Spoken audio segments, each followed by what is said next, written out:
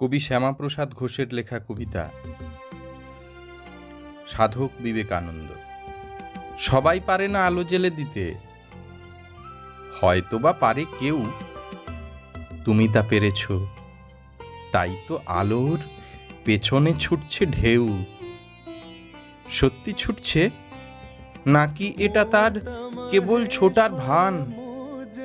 শ্যাওলা জমেছে নদীর গর্ভে, তাই তার অভিমান। সাবধান নদী, খুব সাবধান, এখনো সময় আছে। বীর সন্ন্যাসী আলোর হদিশ রয়েছে যে তাঁর কাছে। খুঁজে দেখো পথে, খুঁজলে মিলবে বিবেকানন্দ বাণী।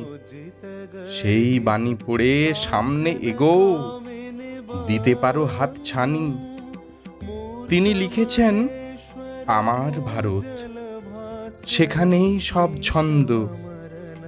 পড়ে নিয়ে বলো, জালো আলো জালো, সাধক বিবেকানন্দ।